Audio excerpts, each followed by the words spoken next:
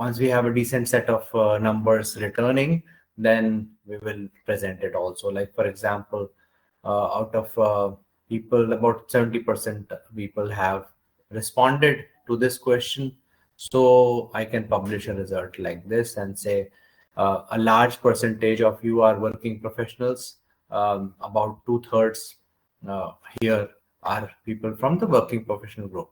So this no, will be like back and forth. That will be a good idea for us to also see what is your view on the same, and therefore the next question or the next poll item could be, for example, um, uh, how did you come to know of Pro India? So did you know us from the LinkedIn, Google Ads? Did some friend tell you about Pro India and their courses? So it'll be interesting, and no, there'll be more deeper questions into the ESG domain, as well as in the space of your own professional journey. So we'll talk about that as well.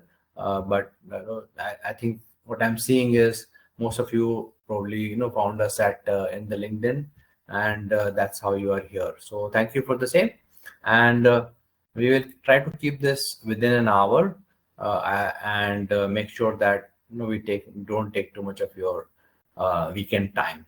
Okay. I will also tell my team at the back end to check with Dr. Prachi as well as Vareya as to where no when are they joining. So I'll just check one thing. Give me 1 minute.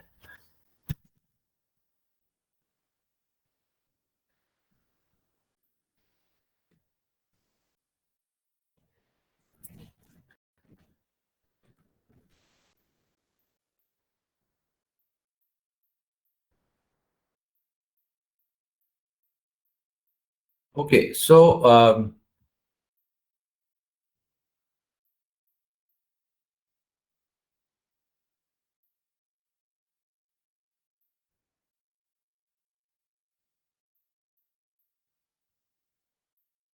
can you see my screen? Yes, you can.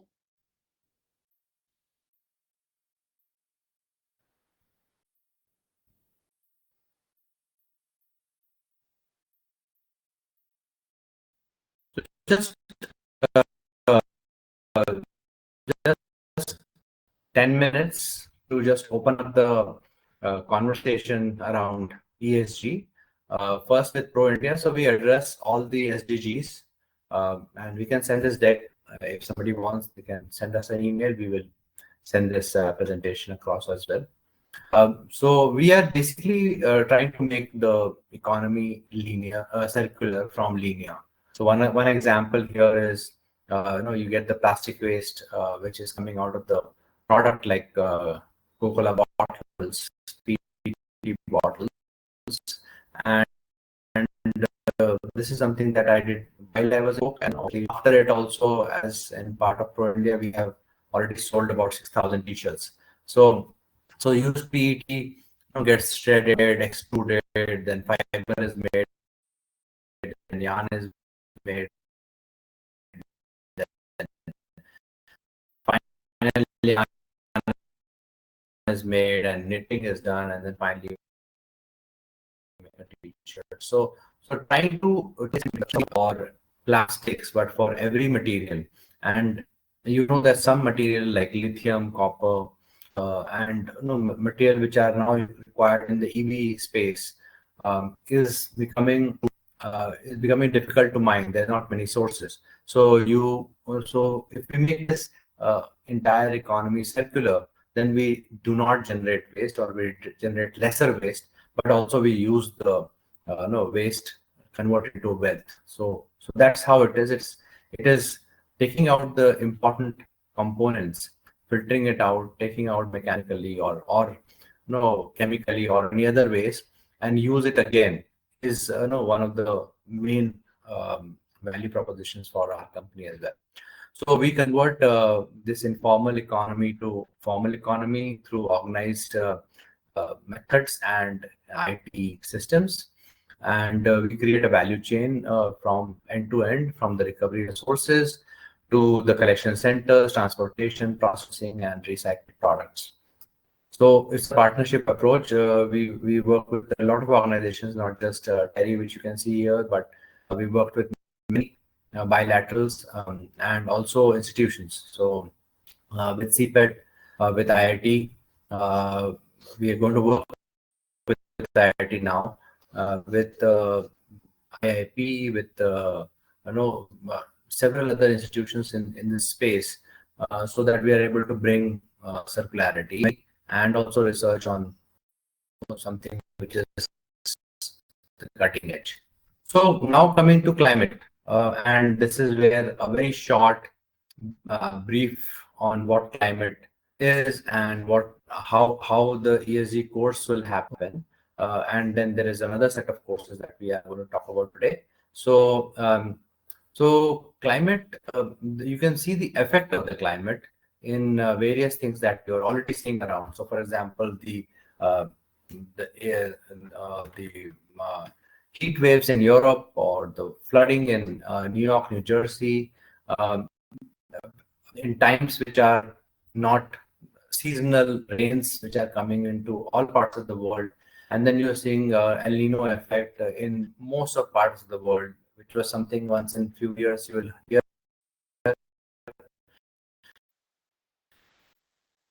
Now you can hear this term multiple times in a year.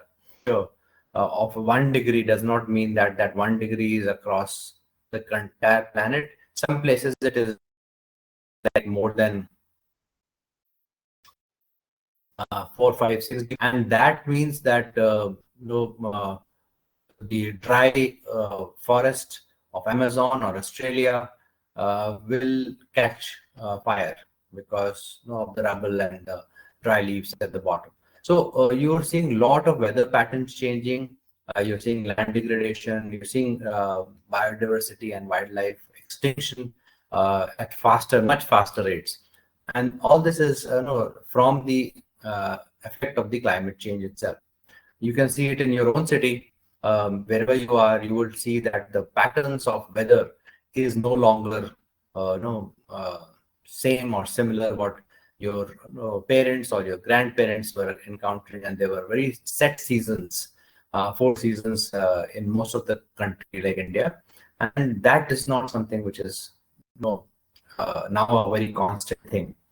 Uh, it's an important aspect because these are the effects of a climate change, and this is just a effect of 1 degree temperature rise. So imagine what will happen by 2030 when it will be 1.5, and 2050 when it is expected to be 2 degree temperature rise.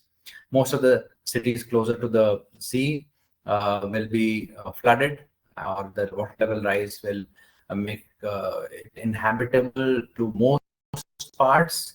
Some cities and a country already is under the water right now, and they have declared the country as country in absentia. So the water, the air, the earth is getting warmer, and these are some of the effects. I already talked about. Let's say, for example, the the cost of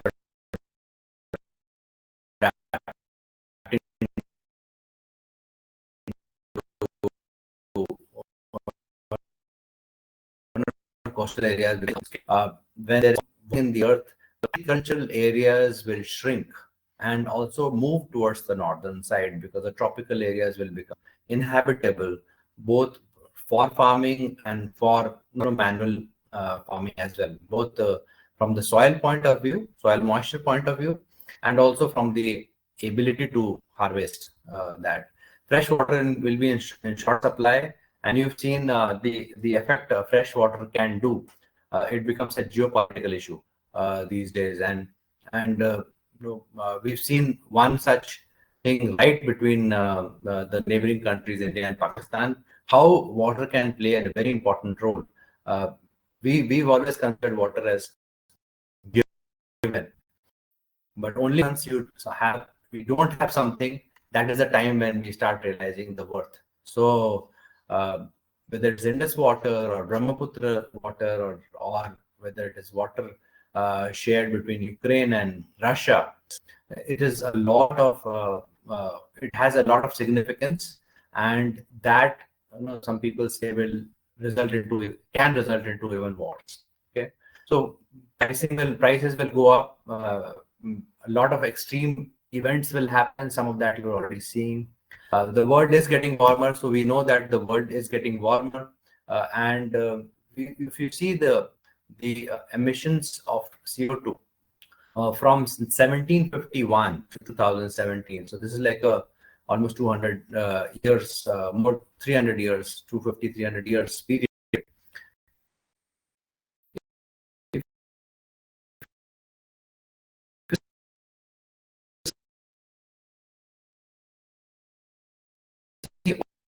All the way to 1850, we had almost, it was only our industrial time when this CO2 started rising, and then it is rising asymptotically. It is going up multifolds every year, and that is the dangerous sign, because it is also very clear that through various studies by more than 170 countries, that is the CO2 which is leading, increased CO2 is leading to temperature rise. It's called Anthropocene, and Anthropocene is a state when it cannot be reversed.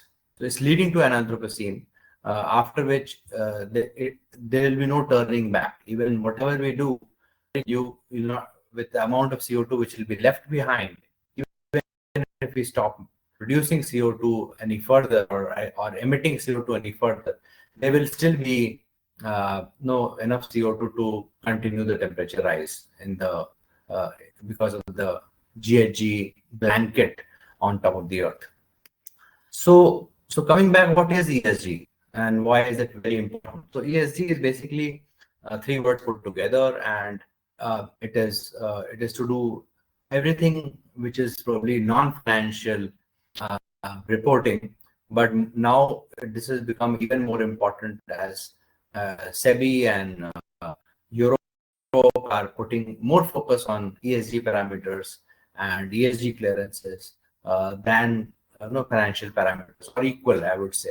So E is environmental, S is social, G is governance.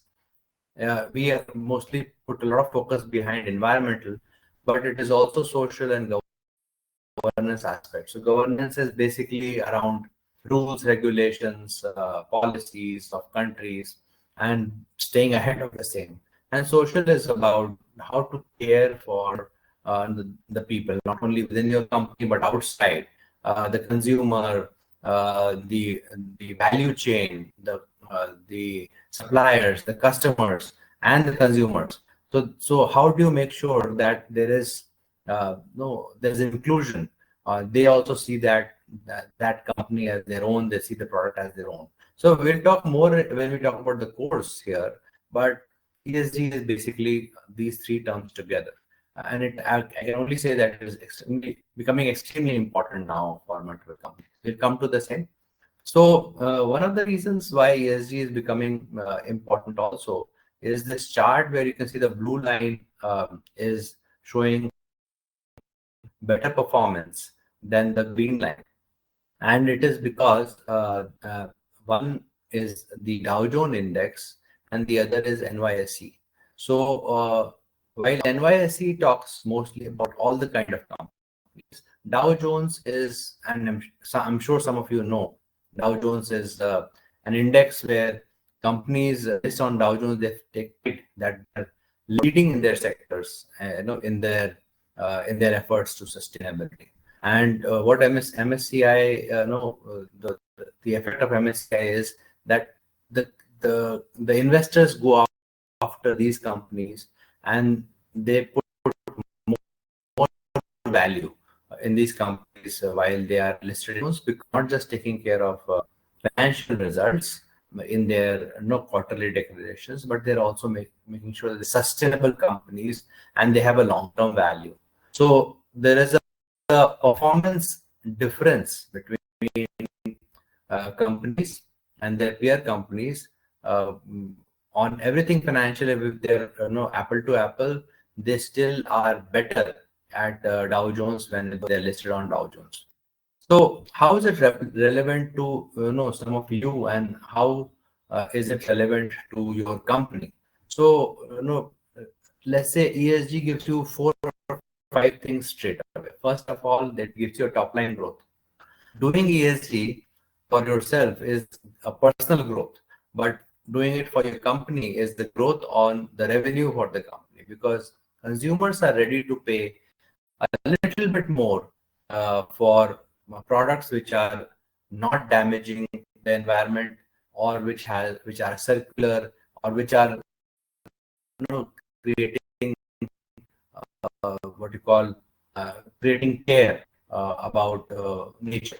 So that is one. Second is cost. So how does cost come in? Contrary to the belief that ESG is an extra expense that one has to take care of, most of the ESG efforts, or at least the big part of it, will be able to bring you, significant savings in your operations cost, and we'll see it in subsequent slides. ESG is also taking care of regulatory and legal risks. So these are risks which are sometimes getting missed, and sometimes you are also missing the risks which are far in the future. But so you think that maybe 1 or 2 years nothing happens, but some of those risks comes and sits right in front of you when there is a hazard, when there is something which comes up as an accident, and then you realize, oh my god, I did not do this. So risk reduction happens once you implement ESG. Generally, employees feel very happy about companies which are taking aggressive environmental stance, saying that we will do net zero by 2025. We heard JSW is going to do, steel company is going to do net zero by 2040, while India is going to do it in 2070. So the people in JSW, some of them are my friends, and they feel very charged that we are going to be net zero 30 years before India even implements net zero for the corporates. So there is a productivity boost. There is a motivation in the employees, and they feel proud of the working in the company. Today, employees' loyalty and employees' what you call care for the company is something very difficult to find, especially with this generation which has come out post COVID, has returned to the workforce, and they have a little bit of what you call distance from company, in some sense that they are new managers. So they first look at themselves and then look at somebody else. And lastly, but most importantly, the investment. Whenever there's an investment, whether in your company or your startup or anything, the investor is now looking at ESG parameters in a very strong way, largely to make sure that a long-term debt or loan, or even an investment which is going to pay back after a few years, and there is a little bit of other risks involved in terms of the model, in terms of the value proposition, in terms of the market taking this new startup. But the ESG parameters are extremely important for the investor. I have a friend who manages the finance requirements, much like cloud CFO, for about 150 startups, and he says that this has become a very important requirement, making sure that all the ESG parameters are taken care of, checklists are made, and PEs are really gunning after that. So how do you profit from sustainability? Coming back to the cost part of it, and this is something that, as an individual, if you are joining this course, as a company, if you're joining this program, or as consulting organization, we really realize that saving carbon is cost saving in some sense, in many sense. So I'll give you one example. The example is solar power, for example. So most of the solar power, even if you're not able to put it on your own rooftop, you can always buy solar power on a power purchase agreement, and that is probably one third to one fourth the cost of grid power today. So if you are able to do that, it is saving your cost. Okay, and when you look at energy efficiency and things like that, you also see energy efficiency schemes not only from the government but also within your own corporate. You might have been seeing, how do I reduce my intensity of my finished product in terms of energy? You're not only saving energy but your cost. So this is one place you save a lot as soon as you start your journey. Second is care for the environment, and there is a social goal, and third is risk. So most of the loved brands, we have Singapore Airlines here, we have Coca-Cola, which I worked, and I found that these are the places I could immediately reduce my carbon and also reduce my costs. So power, fuel, steam, boiler, we converted boilers to agri-waste boilers, and that's a scope 4 saving as well now. Packaging material, not just reducing the amount of packaging material, we removed some secondary packaging material. Like you don't see cartons anymore. Most of the products now follow the same pattern. You don't see cartons in beverage. Yes, you see cartons in Amazon still, but you don't. And if there is a strong primary pack, then why do you need a secondary pack? So if you have a shoe box already in Amazon and you want to order that shoe box, you don't need another box to pack the shoe box inside. The shoe is already protected with the shoe box. Reducing weight also, for example, plastic is high intensity on carbon because the weight is produced. But so simply a simple reduction of the plastic weight not only saves money, but also saves transportation. So, and then the logistics, we have employee travel. If you are able to do more things like this meeting on an online platform, you are able to change, reduce the cost as well as reduce the carbon. Raw material and finished good travel also closer to your suppliers, closer to your company, and having methods to have a milk routes or hub and spoke transportations are the ways you can save cost and you can save carbon. So employee retention also, you are seeing a lot of attrition. And imagine if you have strong brand, then you don't have to train every time you have. If you have high attrition, you'll have to train more people, and then they deliver only probably after the training period, like 6 months or something. So some companies are able to charge as much as twice for the same product, and they declare that, like for example, Patagonia, they declare that 1% of the sales are going to the to conservation of natural environment. They also declare that if you do not need this jacket, please do not buy, because we are don't buy the 9th jacket if you already have 8. You buy as much as you need. You can't really take care of the great part of it, that okay, and the fast fashion. So they are charging double for recycled products as compared to virgin, and people are ready to pay because they like to associate with the brand Patagonia. So it is so this is Marsh's rating system and pillars. So let's say if you are able to do these five things in environmental, social, and governance areas, you will be you'll be covered mostly in your knowledge and also in your implementation. Of course, when you have to deliver a particular framework, then you'll have to go deeper, and we will talk about the frameworks also. These are some of the good reads here, and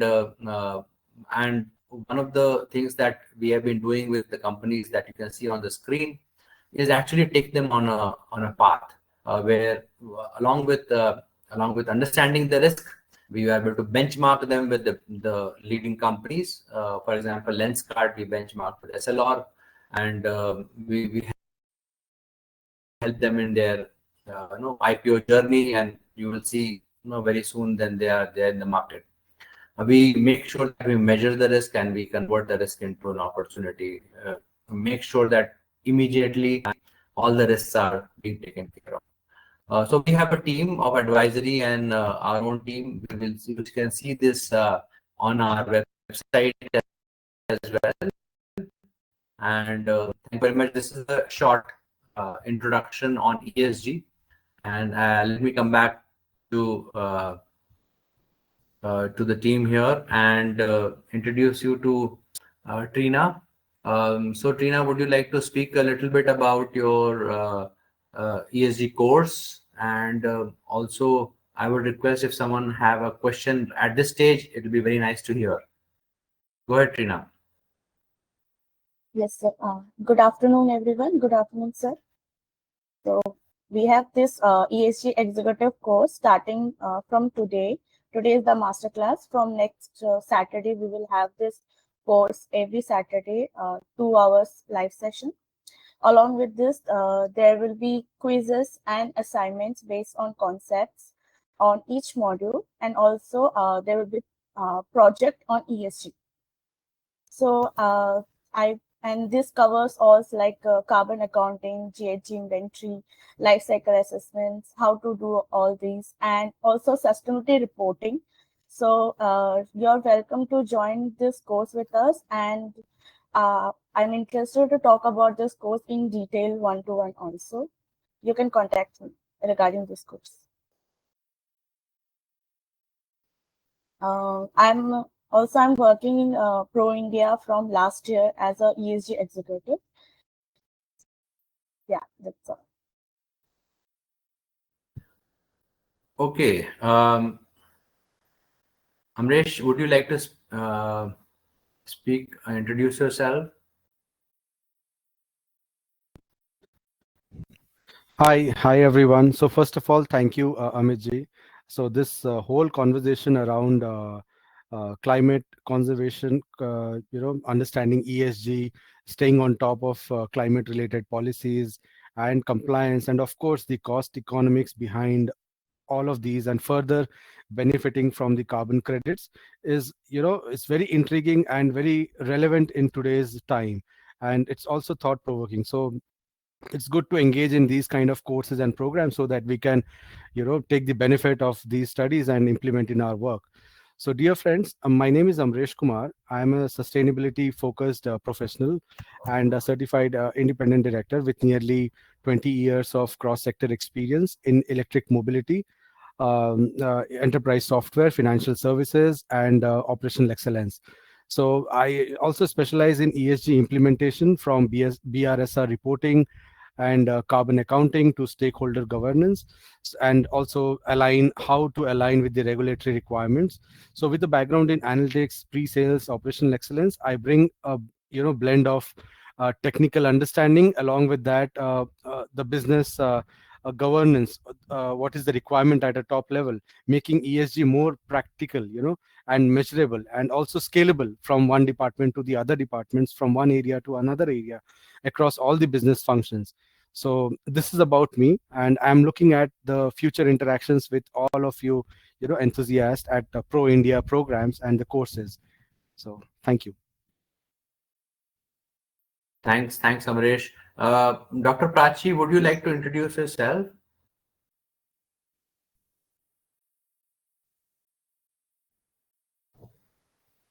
Dr. Prachi, I can see you here. I'm not too sure whether you can hear me.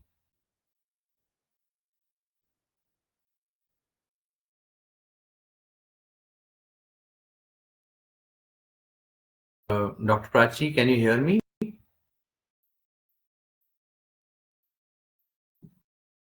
Okay, we'll come back to Dr. Prachi and Virya from Thailand. Let me say this, that just the group of co-panelists, we will have some questions at the end from not only from the participants but also from me. So this is the question that I had asked. What would you like to know more of? So So BRSR compliance, half of the people want BRSR compliance set of requirements. What are the requirements for ESG while exporting, the CBAM requirements?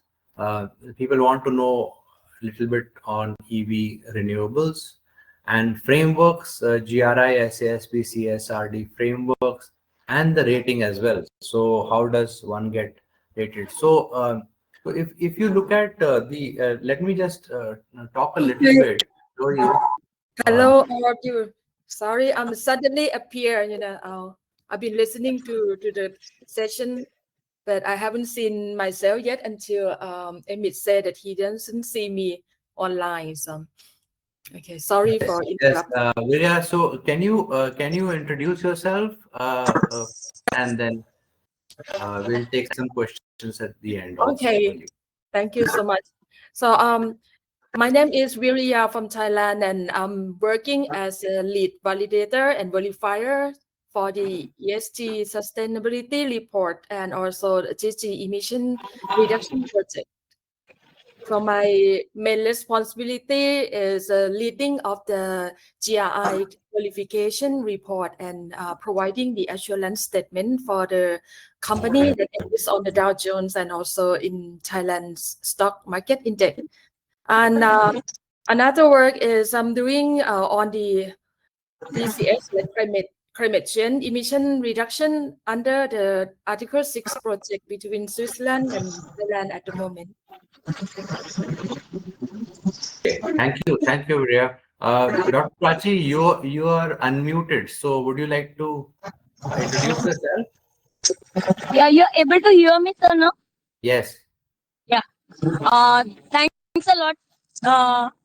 Thank you all for joining and making this Trailblazer Masterclass event a success. It means a lot to introduce myself. I am Dr. Prachi, okay, and I work as an advisor with Pro India. Like I have been working with the climate change, sustainability, and renewable verticals for the past 20 years. So my whole cuts of work depends on due diligence, compliance, and enabling sustainability reporting with people and planet at the forefront, and navigating that into the carbon market, wherein to find where the carbon is available in the nature and to reinforce that carbon to trickle back to a planet, to a sustainable, which enables we to strive better in life.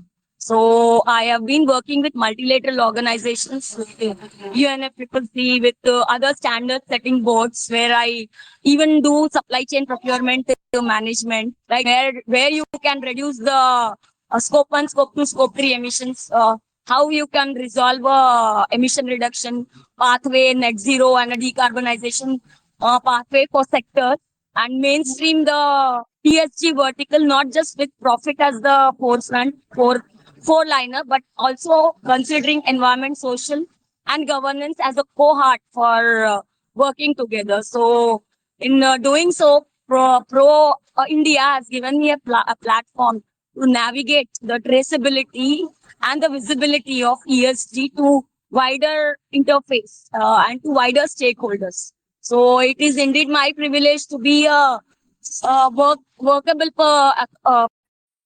personal, yeah, and take the mainstream this along with the team of Pro India to across global platform and help nudge a better planet for everyone to sustain. So that's about me.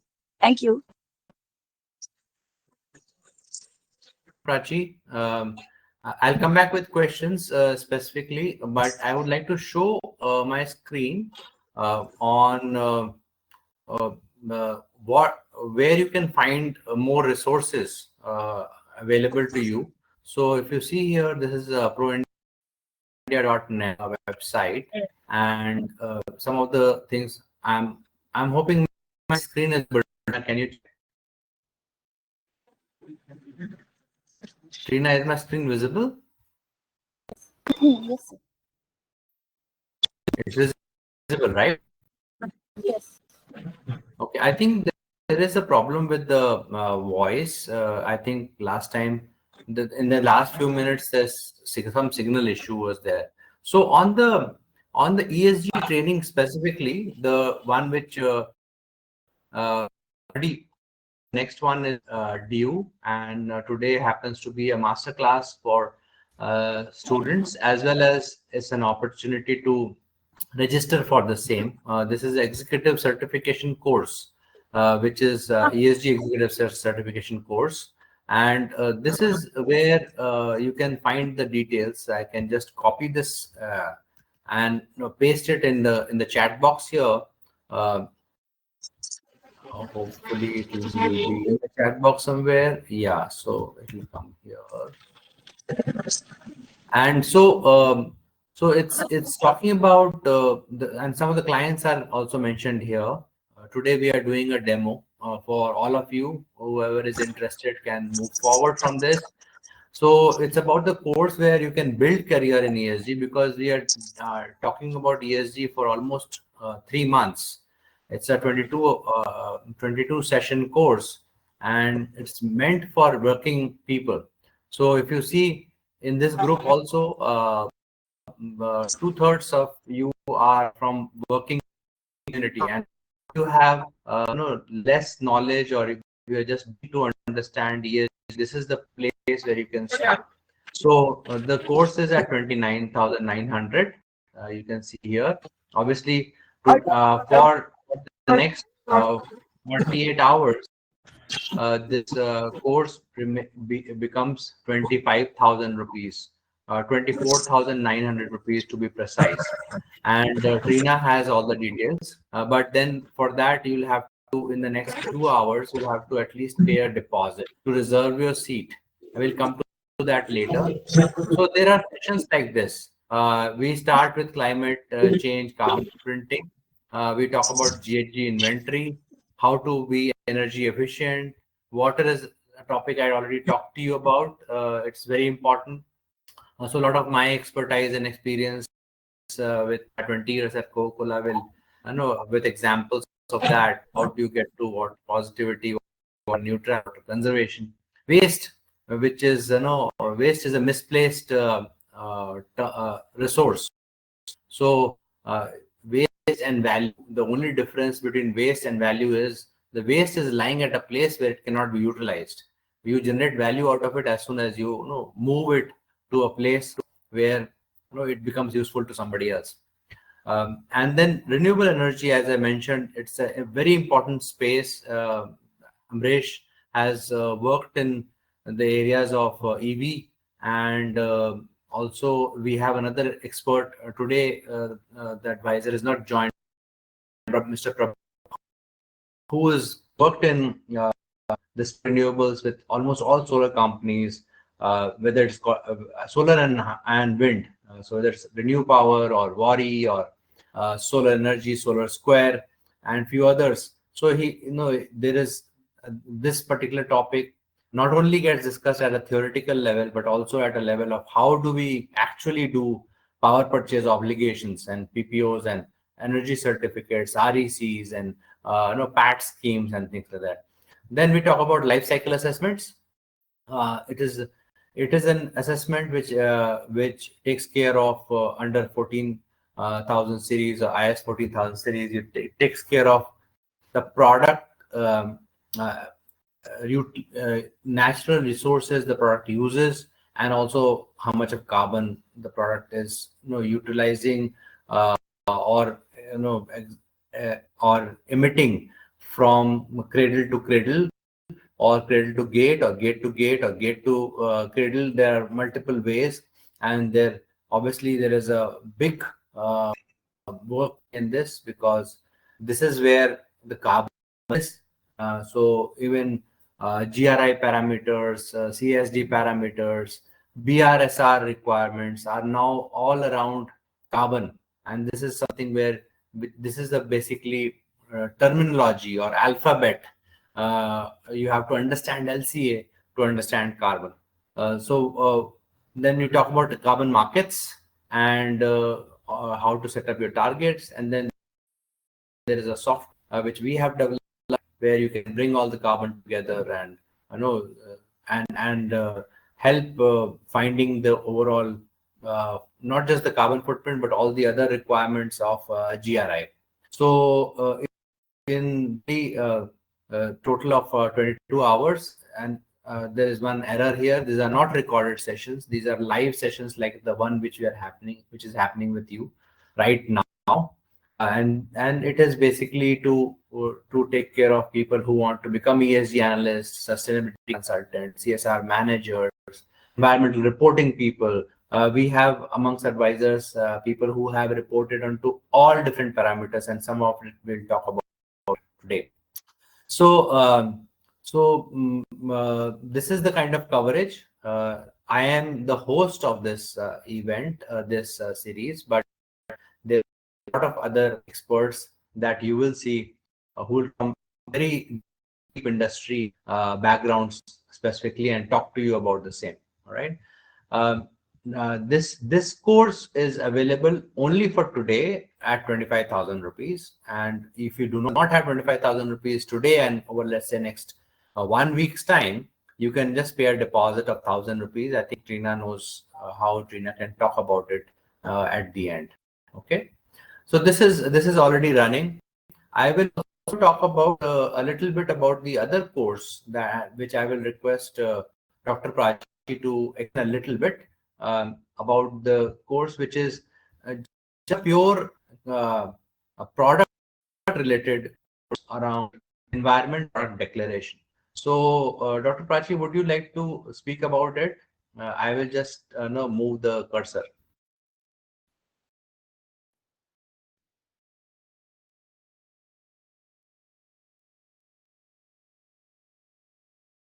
Dr. Prachi, are you there?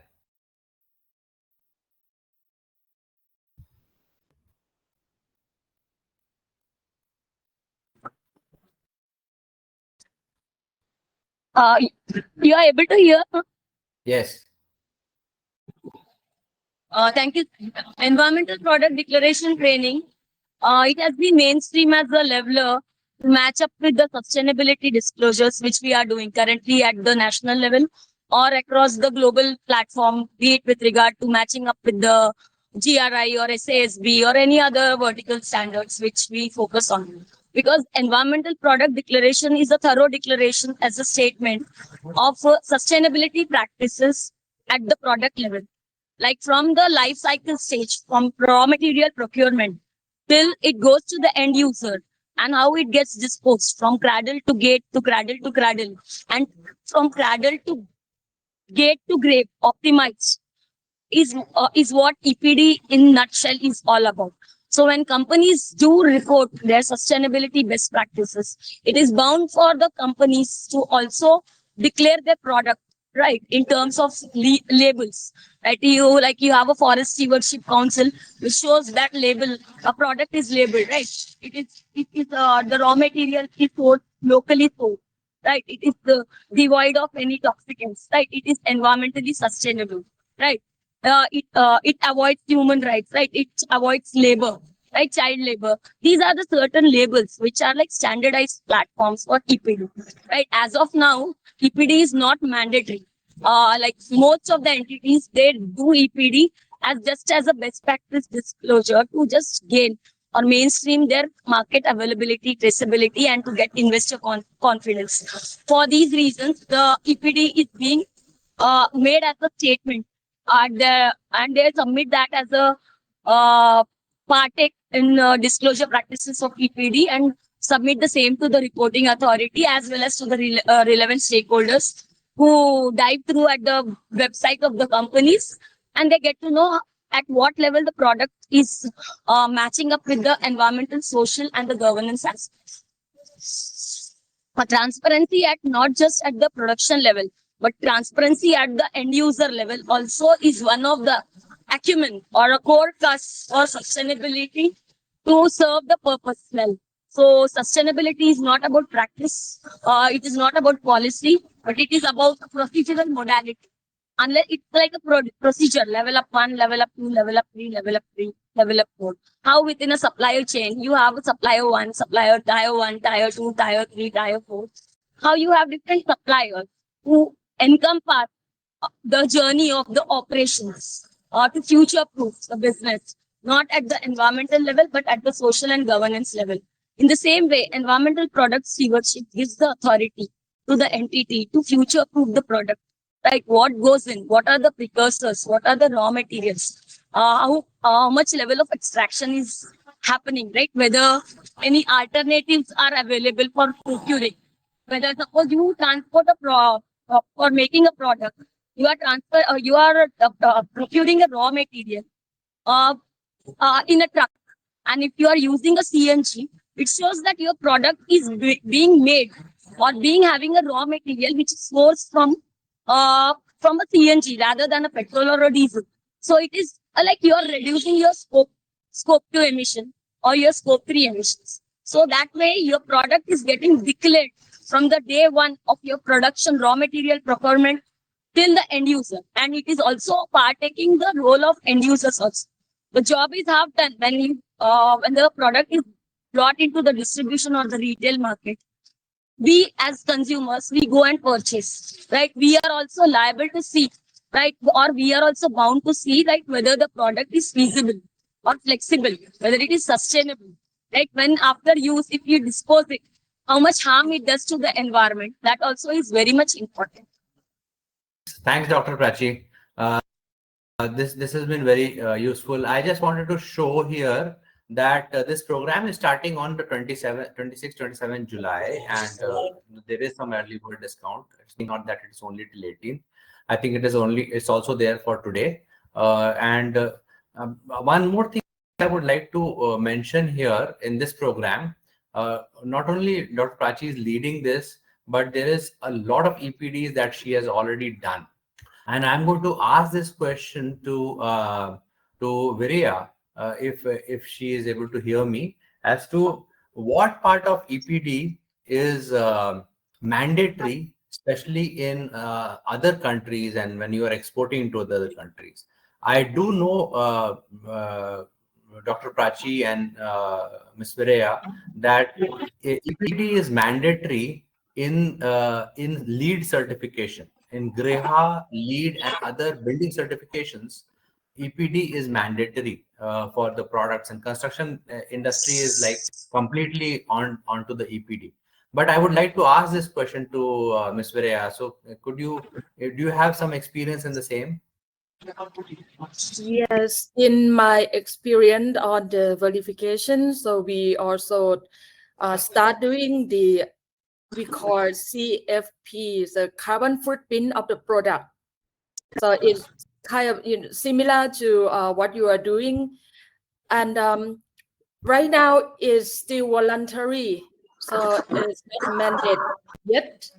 However, as you mentioned, CBAM, the carbon border adjustment mechanism, that it become already effective this year, but there are 2 years for other country to prepare for reporting of their products carbon footprint in ton CO2 equivalent per ton of their product before they enter the border of European Union. So now it's 2-year preparation, and I would say that by the end of 2026, entering the 2027, the product related GHG reporting, like carbon footprint, would be mandated for the export for sure. Right. Thank you so much for that. As far as the CBAM is concerned, how many of you are, and maybe just a show of hands or put a thumbs up on the screen itself, are exporting products or want to export products and want to make sure that you are compliant and you don't get stuck with the paperwork? Are there somebody here in this group who is into exports, especially to Europe and few other countries? Can we see some hands? Yeah, I can raise hand of Thai, because Thailand is one of the major exporter. Okay, yeah. Thailand itself is a major exporter. Yeah, but CBAM, they start with the main the main materials that emit more of GHG right now, like cement and steel base, this kind of product would be the first have to pay tax for CBAM. But for the other, like in Thailand, we also do the food manufacturing. So this is not mandate yet, but we have to prepare, because we don't know what's gonna happen in the future. So now, right now, we are doing the carbon data collection, and we start doing the GHG reporting for the organization. Of the manufacturing, they start doing the ISO 14067, which also reporting carbon for the product footprint.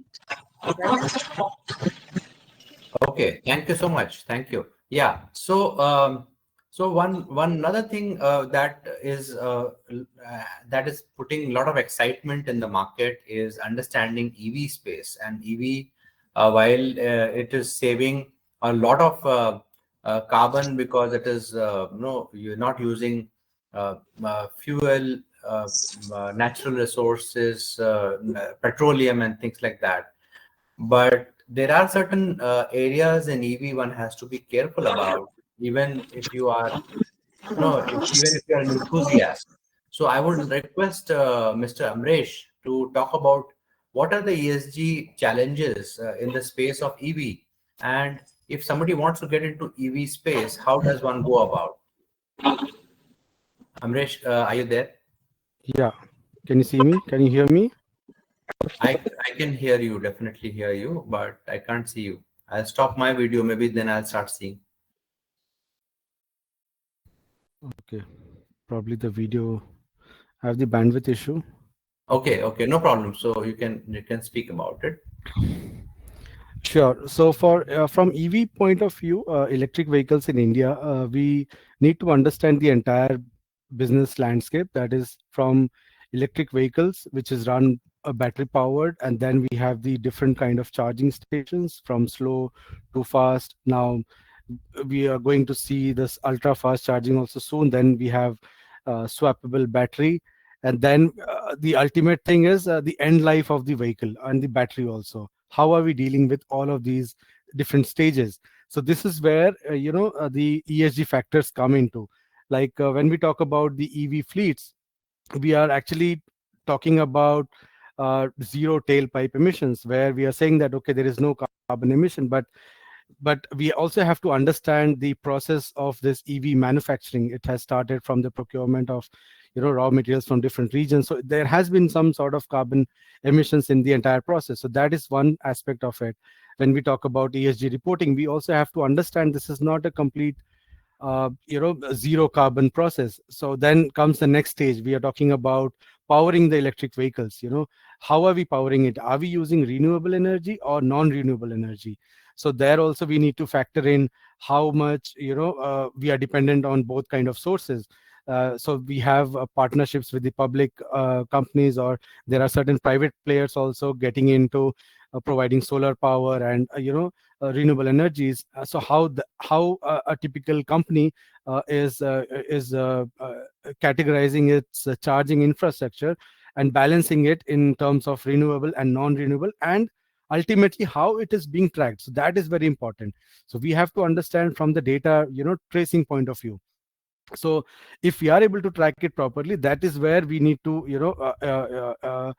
include it in our ESG metrics, or let's talk about BRSR, which is the India's own disclosure framework, which is mandated by SEBI, which is the Security Exchange Board of India.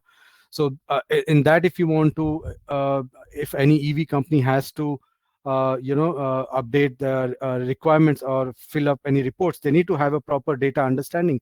So what are these the emissions, where all it is happening? So in this, we will also have to understand the scope 1, scope 2, scope 3 emissions, meaning from the generation point of view, what is companies owned scopes, and then what is the power owned scope, and then what is the other the value added scope happening in the upstream or downstream chain. So these are some of the knowledge one need to have to report this data, capture this data, and have it available. And and then also talk about the last stage, which is the end life of the, the entire vehicle plus the battery. How it is happening? Is there a second source to it, or is it, the complete scrapping of the vehicles or the battery? So these are some important aspects one need to understand from electric vehicle point of view. It is not just, electric vehicle is running in transport, it is just saving or not emitting any kind of carbon. It's not like that. So at different stages one need to have that clarity. That is one thing. And then in India, this new system has come in, introduced, not very new, it's been there for last 2 years or 3 years, which is called carbon credit, which is very beneficial, where a company can work along with some credit advisors in India. They can register themselves into this credit organizations, and register themselves and showcase how much credit they have been able to save. Carbon dioxide emission has been saved going into the atmosphere, and that can be shown in the certificate, and a credit can be earned from the global market. So that can be traded as with other organizations, and that is also kind of a financial leverage, can be used as a financial leverage or some sort of a discounting. So these are some of the benefits of having understanding the entire EV landscape, and also tracking it, and showcasing the to the industry, that how we are actually saving the how we are actually saving I mean carbon dioxide. We are preventing carbon dioxide from emitting into the atmosphere. So what is that amount? So as per the credit, carbon credit, the 1 ton of CO2 is actually traded at around, if I am right, it is around $8 to around $20. That's what the current the global market rate it is, which is being traded in the global indexes. So if you take help of some carbon credit advisors, they can help us reach to that level. That okay, if you are saving 1 million, let's say 1 metric million ton of CO2 in a year or 2 year, then how it can translate to financial terms, and that how it can be leveraged. Either you can use it with other company, trade it off with other company, or you can use it with, in your business purposes. So this is what I want to say in the entire EV landscape. Thank you so much, Amresh. So what Amresh said, and something which is very important, is that while you're running an EV, if you're charging it from the India grid, it already carries 60% carbon. So because 60% of grid supply is coming from coal-based power sources in India. So while you are running an EV, you may think that you are at net zero already, but you are not. You may be still using carbon dioxide in your value chain, in your incoming feed of carbon of electricity, which is charging the entire vehicle. That is one. Second is that there has been no commercial scale solution available to end of life batteries at this point in time. It's quite difficult to manage a recycling of lithium ion or nickel metal hydride, or hydrogen is very far anyway. So if there are things like that, so one has to be careful about. While running the EV fleet, the big upside is if it is run like a fleet, then you can take advantage of the carbon saved, carbon dioxide saved, and trade it in the market. That's another thing which Amresh is talking about. So if you are thinking of running a fleet, then that is another source of income, and it's a big source of income, considering that you will the largest cost, the power and the fuel cost of running a fleet, that probably is the largest cost. That is something that you are getting offsetted by the carbon credits. And carbon credits might be at a lower value right now, but the days are not very far when it will come back again, because at this point in time it's got stuck into some geopolitical issues, I would say. I can see on my screen already that there are people who are interested in the ESG executive course, EPD course also, and one or people also very interested in CSRD and CBAM related training programs. So I will encourage you to please go to the site and book it, because if you book it today, there is, I mean, if you see the Google form for booking the course, and I will probably present it here, you just have to use the QR code and pay 1,000 rupees today to reserve your seat for the next 48 hours at the reduced price. So if you do that, then that is the price which is available to you up till this weekend, up till Sunday evening, and for you to pay the balance. And at that reduced price, which is 24,900, we are starting the ESG course, as I mentioned to you already, in the next week. We are also starting the EPD course, which is at this point in time also on the system. You can see it. I think Dr. Prachi has already explained it very well.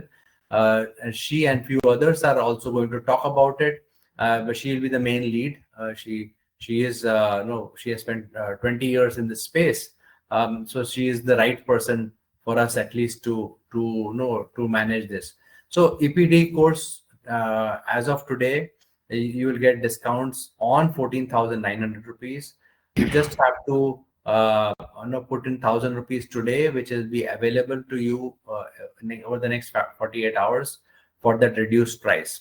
And I think that if you look at, for example, if you look at how to do that, if you are looking at the course itself and where to fill the forms and everything, there is a form that you might have received, or you will, if you want, you can always immediately reach back to us on the mail or otherwise, and you can see that sorry, one second, that's why. That if you go to the EPD training course, and I will probably share the share the link also here for you, which Dr. Prachi is conducting. You, at the end of this, you can also see this QR code. So if you see this QR code and you fill the details and you pay only at this point in time 1,000 rupees, we will be able to reserve your seat and make sure that you are into this batch with a discounted price. I'm just going to put it here in the question answer session in the chat. I'm just going to put the form here. This form is for EPD, and you are encouraged to use this opportunity. As far as the other course is concerned, the ESG course, the current cohort is already running. We have a set of people who are running this course right now. They are almost towards the end. You can even talk to them. You can see some of the videos that we have recorded for how we are training them on the YouTube. With this, I'm going to stop here and wait for 1 minute for any of your questions. Please type in your questions if you have any. I'm going to thank our advisors and our co-panelists. We have Virya here. We have Amresh. Thank you very much for joining. I have Dr. Prachi and Trina, who are advisors and employee of our own organization. So thank you very much. Trina is leading the ESG executive course, and Dr. Prachi is going to lead the EPD course for you. All right. So with that, if you have any questions in mind, please type it in here. Otherwise, you have the email IDs of people. I'm also going to put in my email ID right here, along with my phone number. In case you want to reach out over this weekend, just send me a WhatsApp message and I will probably I'll text right back to you.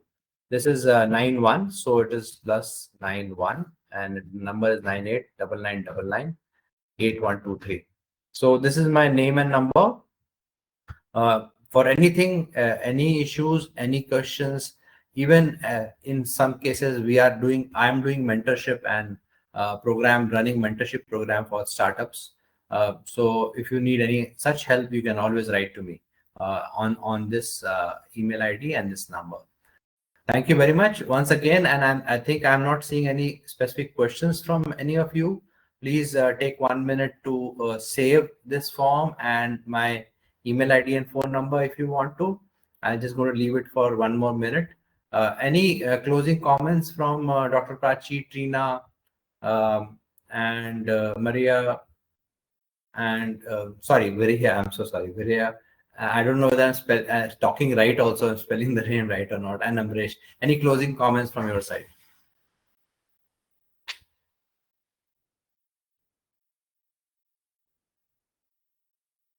Thank you for inviting me into this masterclass session.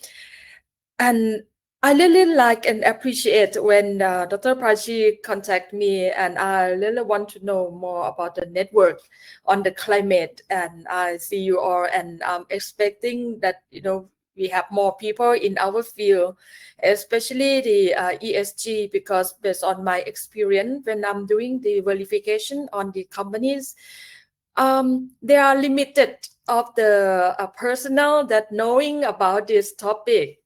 Even the GSG, how to do the simple data collection, something like that. So I'll just wish that Thailand have more like courses like here what you are doing. So I appreciate it. Thank you. Thank you so much. Thank you. With the training program that we are doing, maybe we'll get more people into this, interested into ESG. Yes, Amresh, you have any closing comments?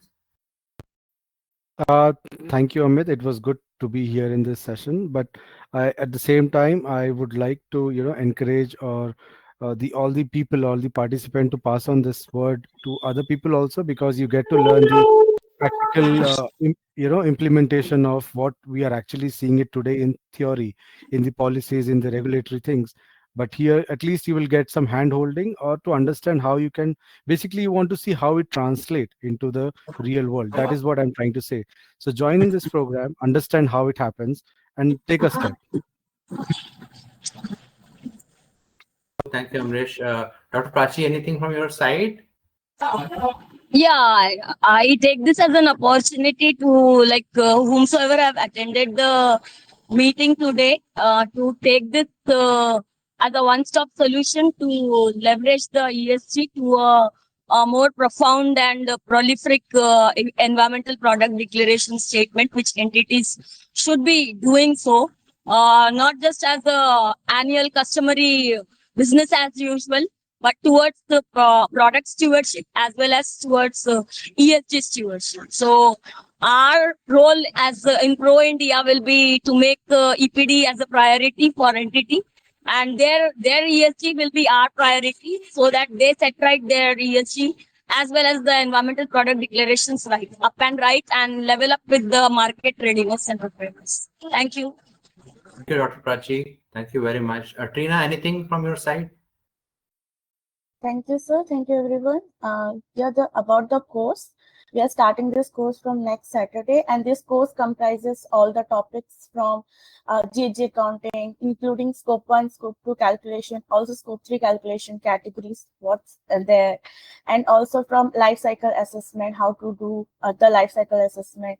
And there is assignments based on these topics, and we are talking about carbon credits, sustainability reporting, how to do the sustainability reporting. Also, we have a software, Protect software, that we are using. And this covers, this is a very foundational course which builds your career for your future career growth. You can go about towards the life cycle assessment analyst. You can go your career towards the sustainability reporting, BRSR, GRI, also anything that you want. This is a very foundational course. So I encourage everyone to go through our course structure. And if you have any queries, if you are interested, we can talk about it. And yeah, you're welcome. Thank you, everyone. And the offer, as sir mentioned, there is a 5,000 rupees discount. So right now the course is at 24,900. And yeah, welcome, and please join us. Yes, sir. Thank you, Trina. I see one request of BRSR. So just to people, we will say that we are developing a BRSR training program, a very comprehensive one, so that you can actually do the BRSR by yourself. This is going to be announced in the next week.